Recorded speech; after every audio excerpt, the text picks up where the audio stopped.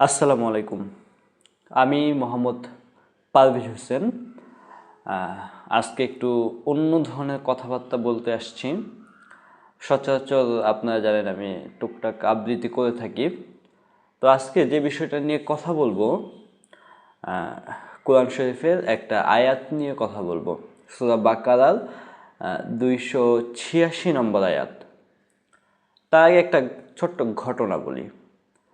আমি এইচএসসি পাশ করেছি 2022 সালে বিজ্ঞান বিভাগ থেকে। তো আমি প্রথমত আর্টস নিয়ে ভর্তি হয়েছিলাম, কিন্তু কারণবশত তারপর চেঞ্জ করে সেটাকে সায়েন্স নেই। তো আমাদের সময় তো করোনা পড়ছিল। এরপর বাসায় থাকলাম অনেক দিন। তারপর যখন ম্যাচে উঠলাম বালিয়াডাঙ্গিতে, প্রায় 4-5 মাস চলে গেল, দ্বিতীয় বর্ষে আর কি। তো আমার খালি কেন জানি মনে হচ্ছিল যে সায়েন্স আসলে আমার জন্য না। আমি এটা পড়তে পারতেছি না, কোনো ম্যাথ মনে রাখতে পারতেছি না, রসায়নের কোনো যৌগও মনে থাকতেছে না। মানে এক কথায় যাবতীয় পেরেশানি, যাবতীয় টেনশন সব মাথার ভিতরে ঢুকে বসে আছে। তো আমি ভাবলাম যে আমি তাহলে এক কাজ করি, চেঞ্জ করে আর্টস নেই। কিন্তু আসলে ওই সময়ে যদি আমি চেঞ্জ করে আর্টসটা নিতাম, তাহলে হয়তো বা আর্টসের বইগুলো আমি কমপ্লিট করতে পারতাম না। সময় কম ছিল, 6 মাসের মতো। তো ভাবলাম যে থাক, দেখা যাক কি হয়।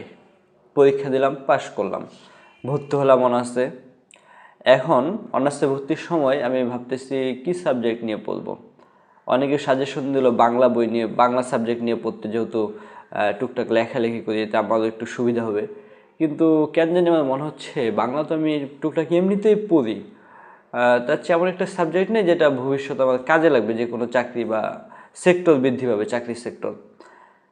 তো সেই হিসাবে জাতীয় বিশ্ববিদ্যালয়ের যে সাবজেক্টগুলো আছে তার মধ্যে আমার সায়েন্সের মধ্যে সবথেকে জুলজিটা প্রিয় ছিল আর কি। জীববিজ্ঞান আমার অনেক ভালো লাগতো। তো আমি জুলজি নিয়ে ভর্তি হইলাম।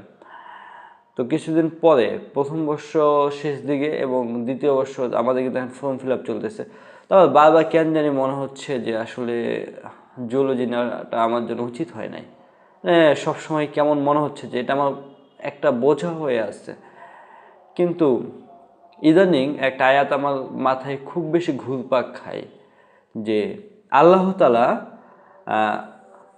অর্পণ করেন না কারো উপর এমন কোনো দায়িত্ব যা বহন করার সাধ্য তার নেই।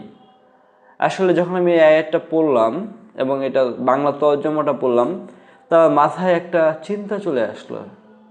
এই যে আমি ইন্টারে সায়েন্স নিয়ে পড়তে না চেয়েও সেটা নিয়ে পড়ে পাশ করলাম, প্রথম বর্ষ অনার্সে শেষ করলাম জুলজি নিয়ে, দ্বিতীয় বর্ষ পরীক্ষার সামনে ফর্ম ফিল আপ চলতেছে।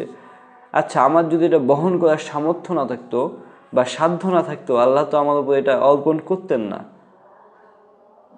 তখন থেকে আমার মাথায় আসলে কেন জানি মনে হচ্ছে আমি অবশ্যই এটা পারবো। এই জন্যই হয়তো বা আল্লাহ আমার ওপর এই দায়িত্বটা অর্পণ করছেন। আবার এই যে সামনে পরীক্ষা, যে প্যারেশানটা ছিল, যে টেনশনটা ছিল, আস্তে আস্তে জিনিসটা ডাউন হতে শুরু করলো, যে আমি পারবো। না পারলে অবশ্যই আল্লাহ আমাকে এটা দিতেন না।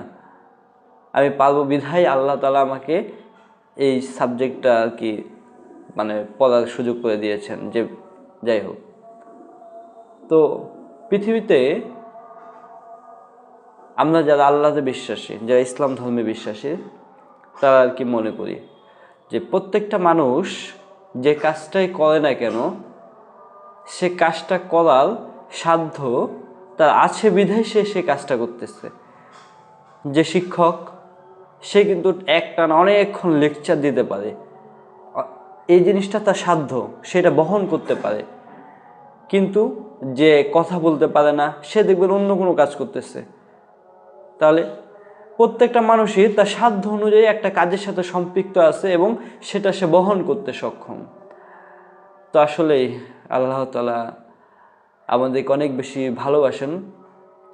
এটা তার প্রত্যেকটা কোরআনের আয়াতে বোঝা যায় যে আল্লাহ তাআলা তার বান্দাকে অনেক বেশি ভালোবাসেন। পরবর্তীতে আবার কোনো ভিডিওতে অন্য কোনো কিছু নিয়ে কথা বলবো ইনশাল্লাহ। সে পর্যন্ত সবাই ভালো থাকবেন, সুস্থ থাকবেন। আসসালামু আলাইকুম।